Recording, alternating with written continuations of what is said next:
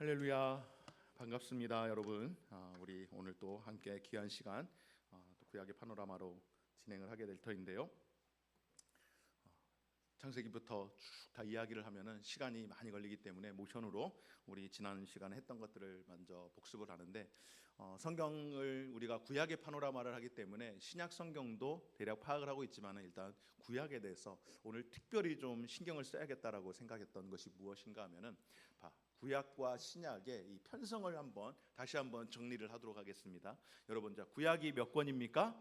39권, 그래서 39권이라고 그렇게 이야기를 합니다. 그리고 신약은 몇 권이에요? 27권이라고 이야기를 합니다. 여러분, 이 목사가 다 아는데 계속 반복한다라고 이야기하죠.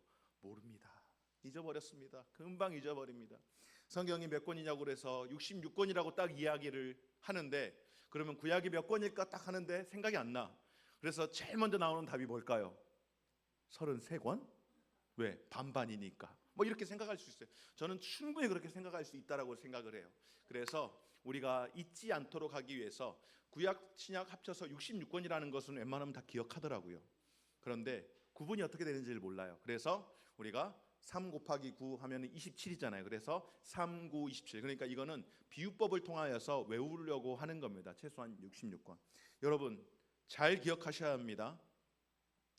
제가 오늘 본문 설교를 하기 위해서 제가 본문 설교를 이렇게 정하고 나면은 그 본문과 관련된 설교를 찾아봐요. 다른 좀 이렇게 제가 좋아하는 목사님들, 모든 설교를 다 찾을 수는 없으니까 저하고 소위 말해서 결이 맞는 그런 설교들을 찾고 제가 듣습니다. 그래서 인사이트도 얻고 그렇습니다. 그리고 또 말씀을 통해서 제가 인사이트를 얻고 그러죠. 그러다가 마태복음 1장 18절에서 25절 본문을 찾아서 AI로 검색을 이렇게 하는데 세상에 신천지가 한 설교가 뜨더라고요. 웬걸? 그래서 이거를 제가 찍으면은 검색이라는 게 그렇잖아요. 한번 하면 계속 관련된 것들이 나오잖아요. 근데 신천지를 찍으면 이제 앞으로 제 유튜브에서 신천지가 나올 것 같아. 혹시라도 성도들께서 우리 목사님 신천지 빠진 거 아니에요? 오해하면 안 되니까 고민이 되잖아요. 그래서 봤더니 한 58분 정도 설교를 했어요. 강의라고 하더라고요. 어떤 젊은 사람이, 목사인지 뭔지 모르겠는데 했는데, 제가 뭘 기대하고 봤을까요? 여기에서 이만희가 나오나 안 나오나, 예수님이 나오나 안 나오나, 하나님이 나오나 안 나오나 봤거든요. 일단 이만희는 절대 안 나오더라고요. 그냥 그 설교만 들으면은요, 여러분들은요, 제가 그거 그대로 가져와가지고 설교하잖아요. 그러면 여러분들은요, 은혜 받아요. 하나도 틀린 것 없이 성경을 그대로 가지고 해석을 했어요. 용어가 좀 낯설기는 해요. 그들이 쓰는 용어를 쓰거든요. 그래서 제가 결국은 신천지 사이트에 막 들어갔어. 왜냐면은 너무 똑같으니까. 그랬더니 결국엔 뭐냐면은 이만희가 이제 구원자, 그러니까 예수님이 메시아라고 해요. 하나님에 대한 고백을 해요. 우리랑 똑같이 고백을 하는데, 그런데 그 빛을, 그 복음을 누구를 통해서? 이만희를 통해서. 그게 문제인 거예요. 그러니까 결국은 이만희가 구원자가 되는 거가 와요. 이만희를 통해서 한다라고, 받는다라고 그렇게 이야기를 하는 거예요. 그거 제가 홈페이지 들어가서 찾아서 봤어요. 그냥 유튜브에 뜬 것만 봐가지고는 우리 성도님들이 들으면은 야, 은혜스럽다, 성경을 잘하네, 이렇게 생각할 정도로 정확하게 딴소리 안 하더라고요. 기도할 때 그 이만희 앞에서 그 사람들은요, 기도할 때 안경 벗고 무릎 꿇고 예배한다고 제가 들었거든요. 그런데 유튜브에서 그 안경 쓴 사람이었는데 안경을 안 벗더라고요. 걔 기도할 때 제가 봤거든요. 안경을 안 벗어. 그래서 우리가 듣는 거랑 많이 달라. 그러니까 영상을 통해서는요, 여러분, 영상을 뭐 우리 교회 안에서도 저 영상으로 예배 드렸는데요, 불가피해서 예배를 드릴 수는 있지만은요, 아무거나 갖다가 들으면은요 탈납니다, 여러분. 그러면은 이 사람들이 성경 66권 외에 없을까요? 요즘 통일교 문제 많잖아요. 통일교도요, 목사라고 해요. 직분을 성경 가르쳐요. 그런데 성경 외에 원리 강론을 하나 더 갖다 붙여놨어요. 천주교는요 66권이 아니에요. 66권 외에 외경을 더 갖다 붙여놨어요. 그래서 70몇 권이 이렇게 돼요, 여러분. 그래서 중요합니다. 성경은 구약 몇 권이라고요? 39권, 39권, 신약 27권, 66권. 66권을 벗어나면 일단 이건 아니라고 의심을 하면 됩니다. 여러분, 성경이 이렇습니다. 그리고 오늘 중요한 게 있습니다. 성경의 큰 구조를 보면은 어떻게 되었다고 그랬습니까? 책이 역사서와 시가서와 선지서 이렇게 구분이 되었다고 말씀을 드렸죠. 오늘은 선지서를 우리가 볼 겁니다. 그래서 선지서를 잘 기억하면 좋은데, 역사서가 율법서와 역사서 5권, 12권에서 17권, 시가서 5권, 그리고 선지서는 대선지서와 편의상 소선지서로 구분해서 17권 해서 총 66권이라고 말씀을 드렸습니다. 그리고 구약의 세계를 보게 되어지면은 이 메소포타미아 물명의 발상지라고 이야기하는 페르시아만 고 하루를 흐르는 티그리스 강과 유프라테스 강을 중심으로 해서, 그리고 동편으로는 지중해를 중심으로 해서 초생달 지역이라고 하는 이 지역을 통하여서 구약의 역사가 전반적으로, 심지어는 이방의 성경에 나오는 이방의 역사들도, 예를 들어서 바사 제국이라든지 아수르라든지 이런 제국도 다 여기에 포함이 된다라는 사실을 기억을 하면 좋겠습니다. 그래서 이 시간에 창세기부터 모션으로 한번 같이 시작을 해보도록 하겠습니다. 자, 모션 준비, 짠, 시작. 창조, 타라, 홍수, 민족들, 4천년, 우루, 페르시아만, 4사람, 데라, 아브라함, 사라, 롯, 티그리스, 유프라테스, 하란, 데라의 죽음, 갈릴리 바다, 요단강, 사해, 지중해, 이스라엘, 이스마엘, 이삭, 에서, 야곱, 요셉, 애굽, 유대인, 애굽, 400년 속박, 모세, 내 백성을 보내라, 안 돼. 열재앙, 유월절, 홍해, 시내산, 율법, 성막, 레위인과 제사장, 오제사, 칠절기, 민수기 넘어가서 인구조사, 가데스 바네아, 12 정탐꾼, 방황, 죽음, 모아, 모세, 2번째 율법, 죽음, 여호수아, 요단강, 여리고, 정복, 분할, 정복, 남, 북, 분할, 정착, 12지파, 사사, 400년, 드보라, 기드온, 삼손, 각기 자기의 소견에 옳은 대로 행하였더라. 오직 롯과 사무엘 외에는 통일왕국 120년, 사울, 무심, 다윗, 전심, 솔로몬, 반심, 분열왕국 400년, 남, 북, 유다, 이스라엘 29. 잠깐, 29이 뭐예요? 왕들의 이름. 왕들이 20명, 19, 8빵. 이건 뭐예요? 그렇죠. 선언왕 8명, 악한왕, 그러니까 선언왕 1명도 없고 악한왕만 19명. 그렇게 8명, 10명, 8명, 0명. 그래서 선지자왈 회개하라. 선지자왈 회개하라. 아니하면 쫓겨나리라. 아수르, 이스라엘, 흩음, 바벨론, 다시 아수르, 이스라엘, 흩음, 바벨론, 유다, 포로 70년, 그리고 바사, 유다, 귀한, 수르바벨, 성전, 에스더, 왕후, 에스라, 백성, 느헤미야, 성벽, 400년, 침묵, 예수 그리스도. 이렇게 해서 지난 시간에 우리가 총 77개의 모션을 했었습니다. 이렇게 하고 나서 이제 지난 시간에 봤던 거를 조금만 더 복습을 해보면은, 지리적으로 보는 에스라, 느헤미야, 에스더의 이 배경이 어디입니까? 바로 바사 제국이라고 하는 곳입니다. 이 바사 제국에서 고레스 왕이 칙령을 내리죠. 각기 자기 고국으로 백성들은 돌아가라. 여기에서 유다 백성만 들어간 게 아니에요. 사실은 다른 나라에서 온 포로들도 각각 자기 나라로 돌아가게 했는데, 성경은 하나님의 말씀에 하나님의 백성을 중심으로 관점을 이 구원 관점에서만 보기 때문에 그래서 세계 역사에서 실제로 고레스 왕이 역사적으로 있었던 사람이고 그 사람이 각각 자기 나라로 가라고 세계사에 그렇게 역사적으로 기록이 되어 있습니다. 우리는 성경을 보는 것이기에 성경의 이야기를 하게 되어지면은 그때에 세 차례에 걸쳐서 포로가 귀환을 하게 되어지는데 첫 번째로 데려갔던 사람이 누구라고요? 왕가의 후손이었던 스룹바벨이 백성들을 이끌고 가서 거기에서 예루살렘에 작은 성전을 지어서 그것을 스룹바벨 성전이라고 말씀을 드렸습니다.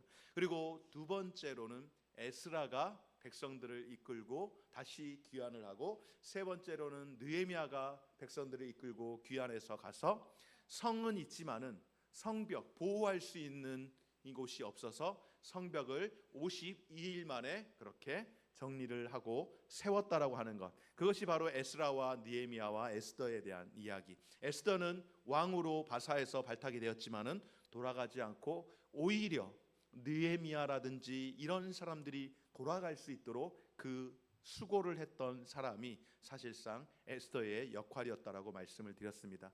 그래서 핵심 단어를 각 책들로 보면은 열왕기하부터 쭉 볼 때에 바사 왕의 아내가 누구입니까? 바로 열왕기하의 핵심 단어는 포로, 역대하의 핵심 단어는 유다 왕국에 대한 제사장적 관점으로 성경을 보는 것이고 에스라는 성전과 성벽이고 느헤미야는 성벽, 에스더는 왕후라고 말씀을 드렸습니다.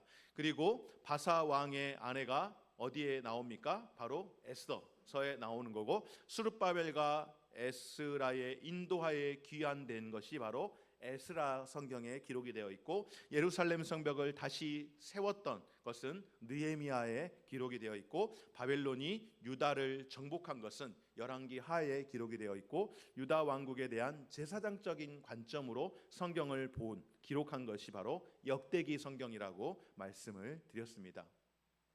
선지서를 이렇게 보는데 오늘 이제 선지서를 보는데 여러분 잘 기억하셔야 됩니다. 성경이 크게 역사서와 시가서와 선지서로 구분이 되었다라고 제가 말씀을 드렸잖아요. 이 선지서에 기록된 말씀 그리고 이 선지서를 기록한 사람들이 누구일까요?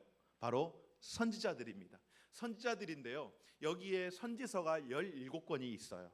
17권의 선지서 가운데에 여기에 등장하는 선지자는 16명입니다. 왜 그렇습니까? 편의상 대선지서와 소선지서로 구분을 했는데 예레미야가 예레미야서를 뿐만 아니라 예레미야 애가서까지 기록을 했기 때문에 16명의 선지자가 등장하는데 퀴즈 하나 내겠습니다.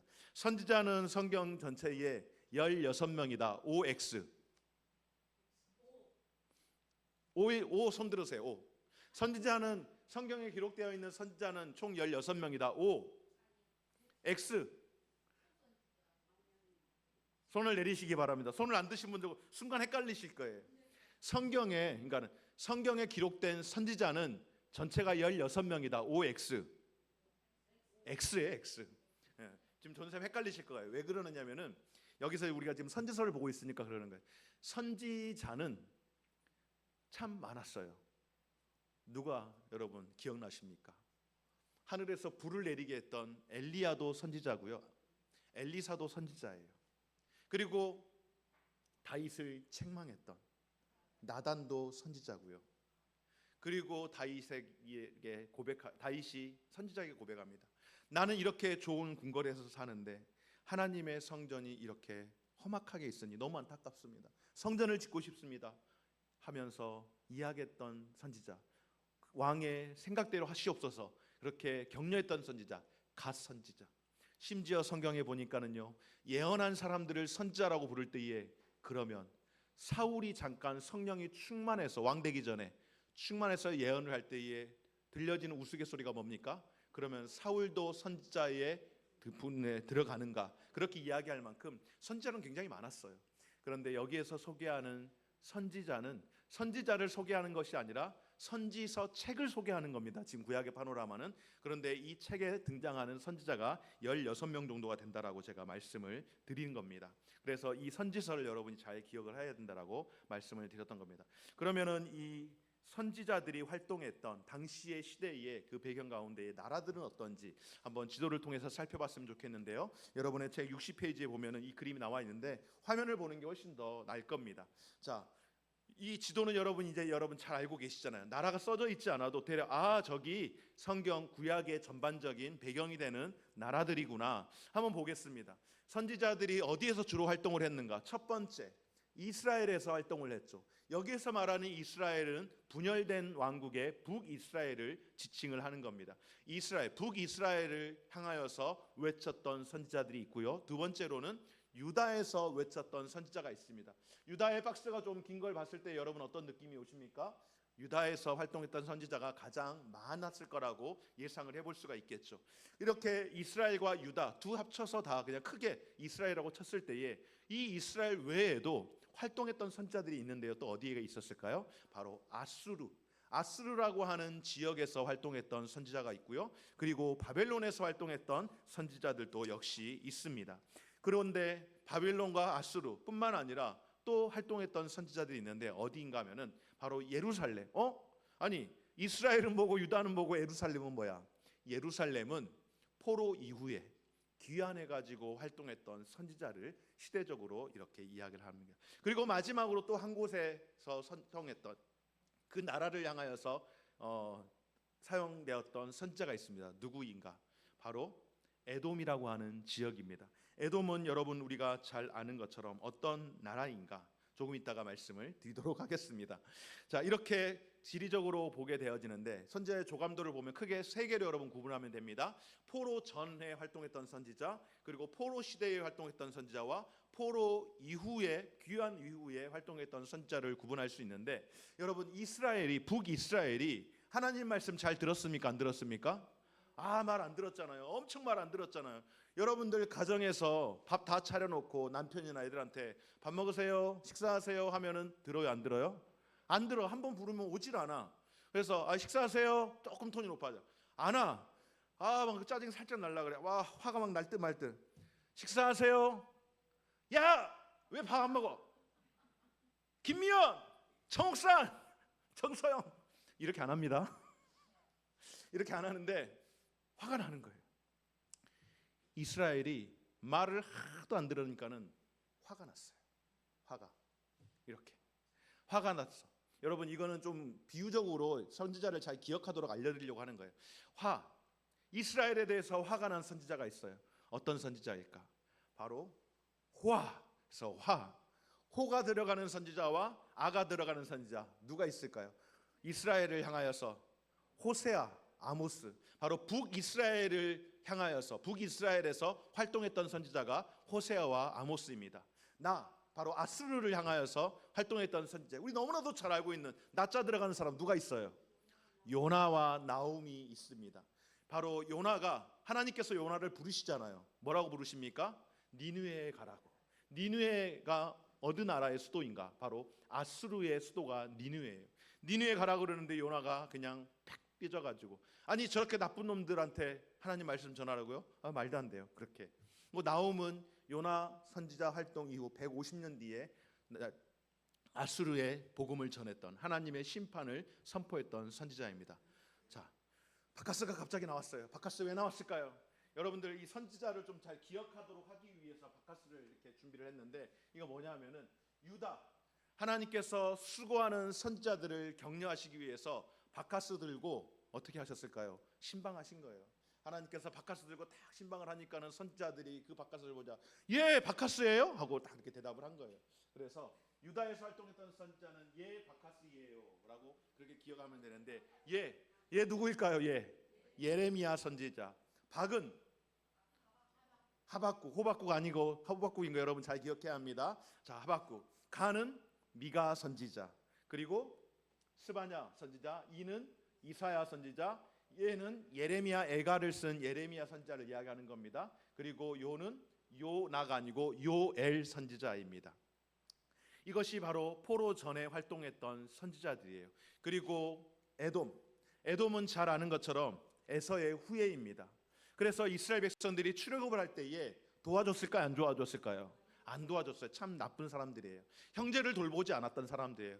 그래서 그냥 확 받아버렸으면 해가지고 오바댜 선지자가 거기 가서 받아버릴까 생각하고 했던 선지자. 이것이 바로 포로 전에 활동했던 이들의 선지자입니다. 포로 시대에 활동했던 선지자가 있습니다. 여러분 기억하실 거예요. 누구일까요? 꿈의 사람. 그렇습니다. 다니엘과 에스겔입니다. 다니엘과 에스겔은 다 기억할 수 있겠지만 그래도 여러분 포로 시대에서 노예로 사는 생활이 얼마나 힘들겠습니까? 그래서 포로 시대에 살았던 이스라엘의 모든 유다 백성들이 다 겔겔거렸다고 그냥 에스겔과 다니엘이라고 그냥 이미지로 생각을 한번 해보시면 좋을 것 같아요. 그리고 포로 귀환 후에 이제 활동했던 선지자가 있습니다. 포로로 귀환할 때에 백성들이 다 갈 때에 백성만 갔을까요? 뭐가 갔을까요? 짐승들도 갔겠죠. 개도 갔을 거고 말도 갔을 거고 그래서 다 간 거예요. 개도 가고 말도 가서 학개 선지자와 말라기 선지자와 스가랴 선지자, 개와 말이 같습니다라고 그렇게 생각을 하라고. 이렇게 해서 선지자 16명을 제가 소개를 했습니다. 자, 우리 선지자들의 이 선지서의 핵심 단어를 한번 살펴보면 좋겠는데요. 먼저 뭐부터 볼까요? 호세아부터 한번 보도록 하겠습니다. 호세아를 한번 살펴보게 되어지면은 이 호세아 선지자에서 특징적인 단어가 무엇인가? 호세아의 아내입니다. 호세아의 아내의 이름은 고멜인데 이 고멜은 부도덕한 여인이에요. 하나님께서 호세아에게 부도덕한 여인을 아내로 얻으라고 합니다. 그 아내가 고멜이죠. 이 고멜이 정말로 부도덕한 그런 삶을 살았는데 하나님께서 왜 고멜이라고 하는 여자를, 더군다나 다른 사람도 아니고 오늘날로 말하면은 목회자에게 몸 파는 술집 여자를 데려다가 살아라라고 하면은 여러분 그 교회 되겠습니까? 얼마나 힘들겠어요. 호세아 입장에서도 굉장히 힘들었을 거예요. 그런데 선지자는 무엇인가 하면은 바로 하나님의 말씀을 하나님의 뜻을 전하는 사람입니다. 호세아가 고멜을 자신의 아내로 맞이했던 것은 자신이 좋아서가 아니라 하나님이 그렇게 하도록 했는데 그 모습이 어떠한 모습인가? 바로 간음한 이스라엘, 하나님을 떠나서 여로보암으로부터 시작하여 가지고 세워진 북이스라엘이 하나님을 떠나서 세상의 것을 사랑한 영적 간음한 여인과 같다라고 하는 그런 의미에서 이렇게 호세아를 음탕하였던 고멜을 호세아에게 붙이시고 이스라엘의 현 주소를 보여주셨는데요. 호세아의 계간을 보면은요 1장에서 3장까지는 이 개인적인 간음, 부도덕한 삶을 살아가는 백성들, 그리고 4장에서 14장까지는 민족적으로 영적으로 하나님을 섬기는 삶이 아니라 우상을 섬기는 그런 삶을 살아가는 시대를 심판하기 위해서, 그들을 책망하고 돌이키도록 하기 위해서 호세아에게 바로 음녀인 고멜을 아내로 얻게 했습니다. 다음으로는 아모스인데, 여러분 아모스와 호세아 화나게 하는 이 사람들 어느 나라에서 어느 지역에서 활동했다고요? 북이스라엘에서 활동했습니다. 아모스의 특징적인 단어는 무엇인가 하면 바로 다림줄이라고 하는 것입니다.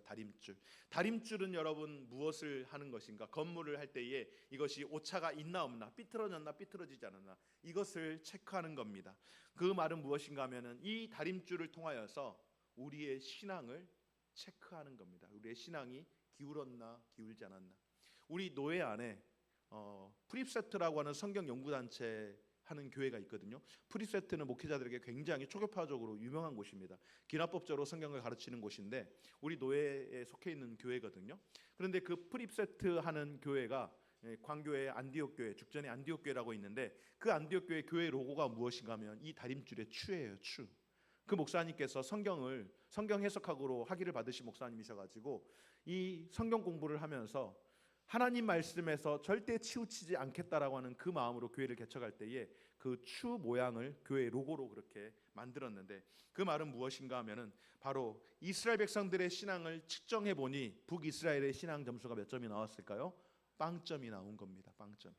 여러분, 유능한 왕이 통치하고 있었지만은 하나님을 떠난 나라는 결국 영적으로 무뎌질 뿐만 아니라 빵점과 같은 그런 사람입니다. 그래서 아모스서 8장에 보면은 양식이 없어 기갈로 인하여 죽는 것이 아니라 하나님의 말씀을 듣지 못함으로 인하여서 너희에게 기갈이 찾아왔다라고 그렇게 아모스 선지자가 말씀을 합니다. 아모스 선지자의 전체적인 흐름은 바로 하나님의 말씀을 듣지 않음으로 인하여서 영적으로 그렇게 기갈이 찾아왔다라고 하는 그런 메시지가 아모스 전체의 내용입니다.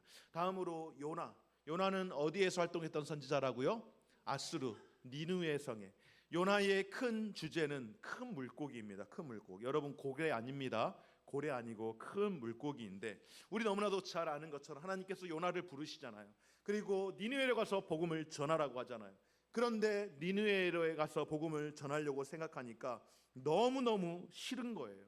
아니 저 악한 놈들한테 무슨 복음을 전해요. 그건 말도 안 돼.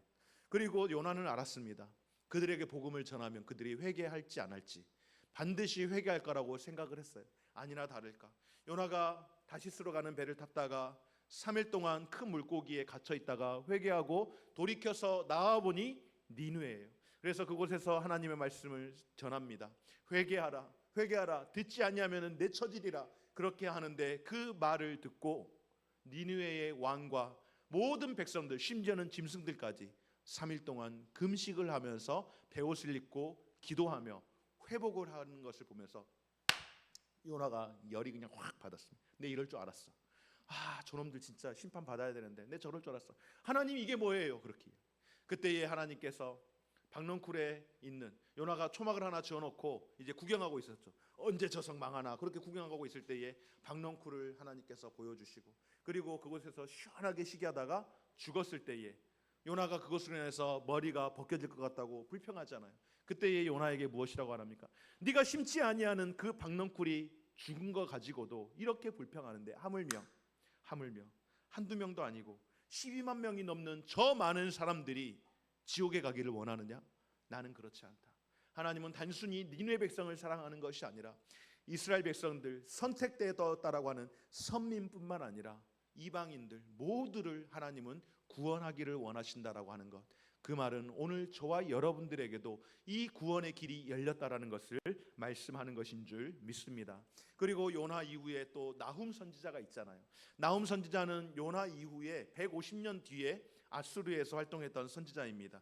아수르에서 활동했던 선지자인데 이 나훔서를 보니까 아수르가 어떻게 되었습니까? 홍수로 완전히 없어져 버렸습니다. 여러분, 그래서 나훔의 큰 주제는 홍수인데요. 사실 아수르는요 무너질 성이 아니에요. 그리고 아수르는요 홍수로 무너질 만한 그런 곳도 아니에요. 성벽이 어떻게 되는가? 무려 높이가 30m입니다. 30m. 성벽 높이가 우리 아파트로 하면은 거의 한 15층 이상 되는 거예요. 그 폭이 몇 미터일까요? 그 폭이 15m예요. 왕복 4차로예요. 아니 왕복 차로 하면 4차로 정도 되는 그런 성벽이에요. 그런 벽이 여러분 어떻게 무너질 수가 있겠습니까? 그런데 나훔 선지자가 물로 홍수로 심판을 받으리라고 회개하지 않으면 그렇게 계속해서 이야기하거든요. 근데 결국 듣지 않아요. 아수르가 어디에 의해서 망했습니까, 여러분? 바벨론에 의해서 망했는데 바벨론이 있는 곳이 어디인가? 바로 티그리스 강과 유브라데스 강이 있는 곳입니다. 실제로 바벨론에서 아수르를 점령할 때에 강에 뚝을 쌓아가지고 물을 채운 겁니다. 우리나라에서도 그런 게 있죠. 귀주대처 이런 것처럼. 그렇게 해서 실제로 물을 쌓아가지고 제방을 쌓았다가 그 제방을 무너뜨려가지고 아수르가 홍수로 무너지는, 그래서 BC 612년에 무너졌습니다. 그리고 사실상 아수르는 없어져 버렸어요. 물로 흙으로 다 덮여버렸으니까. 그래서 한동안에는 역사학계에서 아수르는 존재하지 않는 그냥 전해져 오는 그런 나라라고 여겼는데 1840년에 영국의 고고학자가 발견을 한 겁니다. 땅을 팠는데 땅 거의 최소한 뭐 한 몇십 미터인지 제가 정확하게 기억이 안 나는데 굉장히 깊이 땅을 한 50m 이상 팠는데 거기에서 아수르의 유적이 쫙 나온 거예요. 그래서 아수르가 실제 역사한 나라라는 것을 증명하게 되었고 지금 영국 대형 박물관에 아수르의 유물들이 보관이 되어 있다라고 이야기를 합니다. 선지자의 경고를 듣지 않았다가 가장 강력한 나라가 가장 부드러운 물에 의하여서 멸망되게 되었던 것이 바로 나훔 선지자를 통하여서 아수르에 대한 심판을 말씀을 하신 겁니다. 다음으로 예레미야서를 한번 보는데요. 예레미야의 큰 주제는 무엇인가 하면은 썩은 띠입니다. 썩은 띠. 썩은 띠가 무엇일까?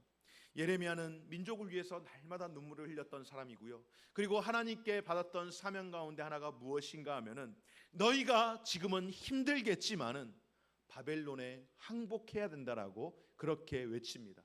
그때 당시에 정세는, 국제적 정세는 어떤가 하면은 바로 애굽, 이집트가 패권을 장악하고 있던 시대입니다. 그러니 당연히 유다도 이집트에, 애굽에 그렇게 도움을 청하고 있었죠. 그런 상황 가운데에 바벨론에게 엎드려야 된다라고 이야기하는 것은요, 그건 말도 되지 않는 나라예요. 명나라 시절에 이제 우리는 뭐 청 아니면 뭐 송 뭐 이런 여러 나라가 있잖아요. 그래서 그쪽에 뭐 해야 됩니다 할 때 우리 고려 시대 때에 엄청나게 일 많았잖아요. 마치 그런 것 같은 거예요. 그러니까는 애굽의 친애굽적인 그런 성향으로 유다가 가고 있는데 바벨론에게 함께 가야 된다라고 이야기하니 예레미야는 선지자가 아니라 민족의 반역자나 다름이 없었던 그런 사람이에요. 그래서 예레미야가 굉장히 선지자로서 고생도 많고 고초도 많고 감옥에 갇히기도 하고요. 어려움 많이 있었어요. 그때 하나님께서 예레미야에게 그 띠, 허리로 이렇게 몽이는 이 띠를 유브라데 강에다가 갖다 놓으라고 합니다. 그리고 그것을 갖다 놓고 수개월을 뒀다가 이제 그걸 가져오라 그러는데 그 배로 만들었던 띠가 그 돌 사이에 있다가 꺼내져 나오니 얼마나 보기가 흉하겠어요. 다 썩어서 냄새가 나는 거예요. 이것은 상징적으로 유브라데 강이 어디에 있다고요, 여러분? 티그리스 강과 유브라데 강의 이 발상지가 바로 바벨론이라고요. 바벨론. 이 바벨론에 의하여서 유브라데 강이 있는 이 지역에 의하여서 유다가 멸망하게 될 것을 예레미야 선지자를 통하여서 그렇게 예언을 하는데 어떻게 되었을까요? 실제로 그렇게 되었습니다. 예레미야가 예레미야서뿐만 아니라 또한 예레미야 예가서도 기록을 했는데 예레미야 선지자가 예루살렘 성전이 무너질 것을 생각하면서 눈물을 흘리며 기도했는데 뭐 한간의 소문에 의하면은 야사로 이야기가 되어지는 거겠죠. 예레미야가 눈물이 너무 많아가지고 눈이 다 짓물러서 눈물이 마를 새가 없었던 그런 사람이라고, 예루살렘이 망하는 그 환상을 통하여서 늘 슬퍼하며 회복을 위해서 기도했던 사람이 바로 예레미야 선지자입니다. 다음으로 하박국 선지자가 있는데요. 하박국 선지자는 어떠한 사람인가? 하박국 선지자가 지금 뭐 하고 있습니까? 딱 정탐꾼처럼 이렇게 성벽에 올라가서 성 위에 올라가서 이렇게 파수를 하고 있습니다. 하박국의 이 핵심 단어는 파수꾼인데요. 하박국 선지자는 다른 선지자, 특별히 예레미야 선지자와는 좀 비교했을 때 다릅니다. 뭐가 다른가 하면은 하나님께서 명령하시면 다른 선지자들은 힘들어도 예하고 순종해요. 요나 같은 사람도 하나님 앞에서는 예하고 순종하고 뒤에 가서 딴짓한 거예요, 사실은. 그런데 하박국은 안 그래요. 하나님께서 말씀하시면 다 고개 쳐들고 왜요? 왜 그렇게 해야 되는데요? 라고 늘 항상 따졌던 사람이, 굉장히 화가 많았던 사람이 하박국인데 왜 그랬는가 하면은 유다를 괴롭히는 이방의 나라들에 대해서 하나님께서 말씀을 하시는데 특별히 바벨론이 유다를 계속해서 괴롭히잖아요. 계속해서 괴롭혀서 유다가 망할 때에 하나님, 우리가 잘못한 거 맞습니다. 그런데 더 악한 놈 있잖아요. 여러분들 자녀들 키우실 때에 형제들끼리 싸우면은 이야기할 거 아니에요. 그럼 부모님들은 대부분 큰애를 먼저 혼냅니다. 왜? 크니까. 그러면은 둘째가 잘못을 안 해서 안 혼냈는가? 아니에요. 큰애가 더 큰 책임이 있으니까 혼내는 거지만은 둘째도 혼나야 돼요. 그런데 바보 같은 큰애가, 더 매를 버는 큰애가 뭐냐면은 왜 나만 혼내느냐고, 쟤도 잘못했는데 제가 더 잘못했어요 라고 하는 그런 바보 같은 둘째가 있어요. 항상 보면은. 하박국이 꼭 그런 거예요. 하나님, 우리 유다 잘못한 건 내가 알겠어요. 아니 왜 근데 하나님은 유다만 벌하시는 거예요? 더 나쁜 바벨론은 왜 가만두는 거예요? 그때에 하나님께서 하박국에게 말씀합니다. 바벨론은 바벨론대로, 그러니까 바벨론을 들어서 유다를 심판하시지만은 그 심판의 도구가 잘했다라는 것이 아니라 그들도 역시 심판의 대상이 될 것이라고. 여러분, 악인들도 악한 날에 쓸 때가 있다라고 성경에서 말하는 것처럼 바벨론도 역시 하나님의 심판을 받습니다. 악인들이 득세하는 그 상황에서 늘 하나님 앞에 왜냐라고 하는 그런 질문이 많았던 선지자 하박국. 그러나 하나님의 그 놀라운 구원의 섭리를 보면서 그가 고백했던 것이 무엇입니까? 바로 무화과 나무에 소출이 없고 외양간에 소가 없을지라도 나는 여호와를 기뻐하겠노라고, 그렇게 하나님의 그 구원을 기뻐하겠노라고 고백했던 사람이 바로 하박국 선지자입니다. 다음으로 미가 선지자인데요, 미가서에 나오는 미가 선지자, 미가는 심판의 날이라고 하는 그런 뜻을 가지고 있습니다. 바로 심판을 예언을 했는데 하나님께서 원하시는 것은 무엇인가? 미가서 6장 8절 말씀을 통하여서 주시는 것은 오직 정의를 행하며 인자를 사랑하며 겸손하게 행하며 내가 하나님과 함께 동행하는 것 아니냐. 그런데 너희가 그렇게 살지 못하는 것에 대해서 하나님께서 말씀을 하지만은, 그러나 하나님께서 너희가 나와 함께 할 때는 반드시 너희들을 회복시키겠다. 죄로 인하여서 심판을 하지만은, 그러나 심판으로 끝내시는 하나님이 아니라 그들을 다시금 용서하시겠다라고 소망을 주시는 그 하나님의 메시지가 미가서에 나오는 메시지입니다. 그리고 다음으로 스바냐 선자를 소개를 하려고 하는데요, 스바냐는 바로 여호와의 날이라고 하는 그런 의미를 갖고 있습니다. 여러분, 여호와의 날이라고 하면 딱 어떤 느낌이 드십니까? 여호와의 날 하면 딱 심판이 느낌이 딱 오잖아요. 바로 스바냐서도 역시 마찬가지입니다. 낙심하며 시리에 빠져 있는 이 백성들에게 우리가 기뻐해야 될 이유가 있다라고 그것을 제공한 선지자가 바로 스바냐 선지자인데, 성경에서 여호와의 날은 심판을 상징하지만은 여러분, 스바냐를 통하여서 우리가 깨닫게 하는 것은 무엇인가? 하나님은 우리에게 구원을 주시며 하나님 우리는 즐거워하시며 우리를 기뻐하고 또 기뻐한다라고 메시지를 주는 것이 바로 스바냐입니다. 우리 너무나도 잘 아는 스바냐 찬송 있잖아요. 3장 17절 너의 하나님 여호와가 너의 가운데 계시리 그는 구원을 베푸실 전능자시라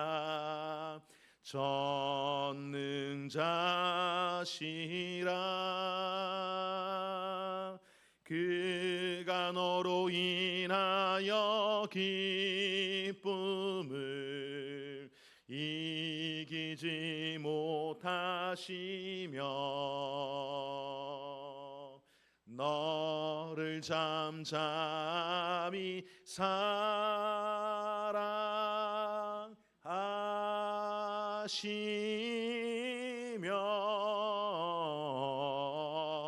즐거이 부르며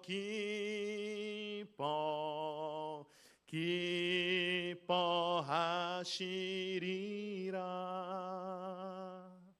스바냐서는요, 여호와의 날에 심판이 임할 것이지만은, 그러나 너희가 여호와의 날에 회개하고 돌이킬 때에 너희들을 회복시키실 것이라고 말씀하며, 하나님은 너를 기뻐하고 너의 그 기쁨을 이기지 못하여서 늘 하나님은 너로 인하여서 기뻐하시고 행복하고 사랑하신다라고, 그러니 회복해야 한다라고, 다시금 너희들의 신앙을 너희들의 믿음을 회복해야 한다라고 말씀을 하는 것이 바로 스바냐서입니다.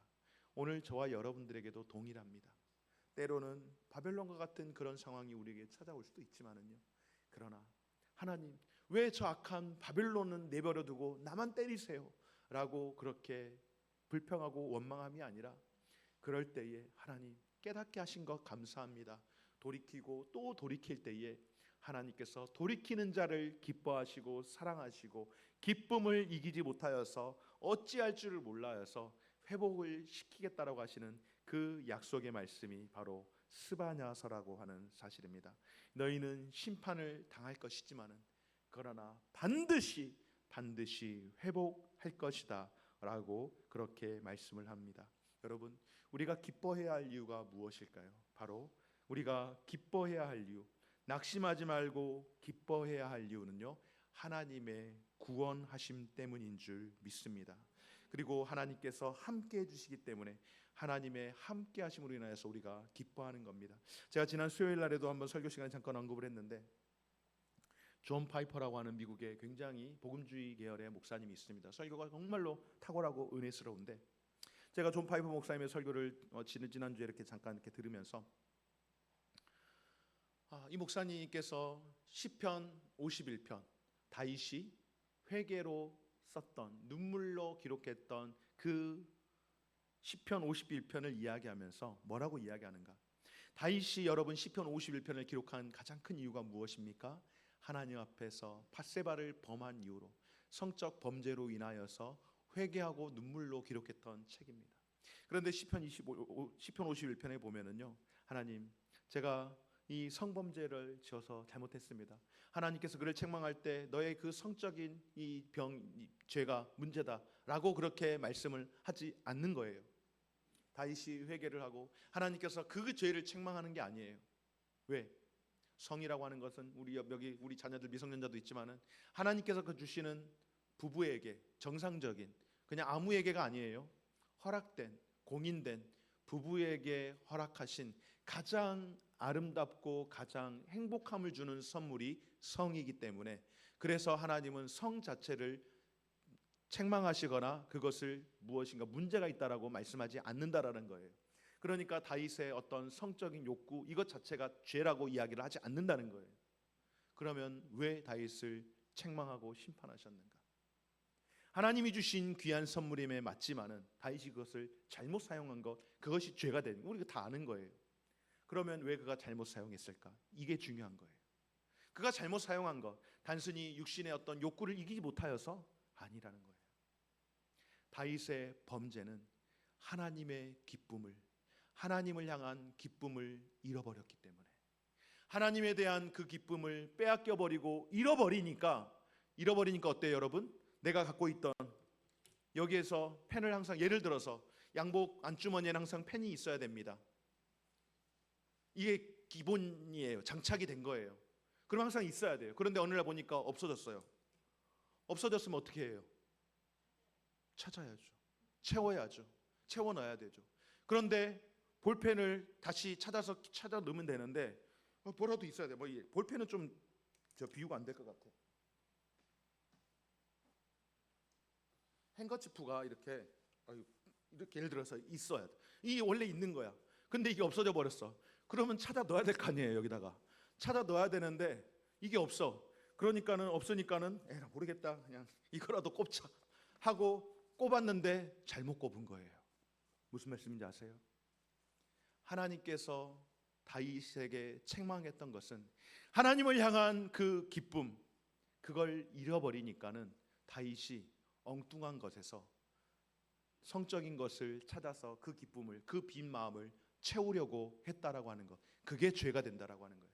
성적인 것을 한 것이 죄가 아니라 그것을 하나님에 대한 기쁨을 채워야 하는데 그 기쁨이 아닌 엉뚱한 걸 갖다가 채웠는 것, 그것이 죄라고 근본적인 죄에 대해서 설명을 하더라고요. 제가 그 말씀을 들으면서 아멘 했습니다. 여러분, 우리가 왜 죄를 짓까요? 우리가 왜 신앙생활이 형편이 없어질까요? 여러분, 하나님께서 우리에게 주신 그 구원의 기쁨을 잃어버리면 여러분 죄가 되는 겁니다. 그 외에 다른 것을 찾기 때문에 오늘 저와 여러분들이 오늘 이 스바냐를 통하여서 다시 한번 깨닫게 하는 것은, 우리에게 하나님은 심판을 위해서 오신 하나님이 아니라 잘못한 것을 깨닫게 하시고 돌이키시는 하나님이시라는 사실을 기억하며, 그 하나님은 우리가 다시금 하나님을 향한 그 예배하는 마음, 섬기는 마음, 우리의 신앙, 우리의 삶을 하나님 앞에서 기쁨으로 회복하기를 원하시는 줄 믿습니다. 그리고 그 하나님은 그와 같이 삶을 살아가는 저와 여러분들을 기뻐하시고 또한 기뻐하시는 줄 믿습니다. 이것이 바로 스바냐서를 통하여서 우리가 배우는 하나님의 말씀입니다. 오늘 여기까지 진행을 하고 마지막 다음 주에 이사야서부터 마지막 요엘서와 또한 오바댜 다니엘서 몇 가지 같이 하고, 그리고 이제 우리 다음 주에 테스트는 아니고요, 우리 지금 한 것처럼 같이 모션으로 전체적으로 한번 처음부터 끝까지 해서 이렇게 마무리를 짓는 것으로 하도록 하겠습니다. 오늘 함께해서 너무너무 수고 많으셨고요. 시간이 좀 여유가 있어요. 이제 마지막으로 우리 복습 한번 하도록 하겠습니다. 처음부터 77개의 모션 복습을 한번 하도록 하겠는데, 우리 뒤에서 성진이 이거 하느라고 성경 66권인 거는 알았지만은 구약이 33권이든가 그렇게 이야기해서 적지 않게 충격을 줬지만은 뒤에서 이걸 또 잘 해줘서 너무너무 고맙고 감사해요. 네. 자, 우리 처음부터 한번 모션 해보고 마무리하도록 하겠습니다. 자, 준비 시작. 창조 타락 홍수 민족들 4,000년 우루 페르시아만 네 사람 데라 아브라함 사라 롯 티그리스 유브라테스 하란 데라의 죽음 갈릴리 요단강 사해 지중해 이스라엘 이스마엘 이삭 에서 야곱 요셉 애굽 유대인 애굽. 여러분 잠시만요. 요셉 애굽 유대인 할 때 이 유대인이 누구예요? 그렇죠. 야곱의 가족들.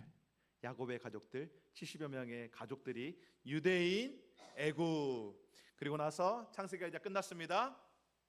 400년 속박 모세 내 백성을 보내라. 안돼. 열재앙 유월절 홍해 시내산 율법 성막 레인과 제사장 오제사 7절기 인구조사 가데스 바네아 12정탐꾼 불평해서 방황하다가 다 죽었습니다. 드디어 모압 땅에 이르렀습니다. 모세가 두 번째 율법을 선포하고 죽습니다. 그리고 여호수아가 새로운 지도자가 되었죠.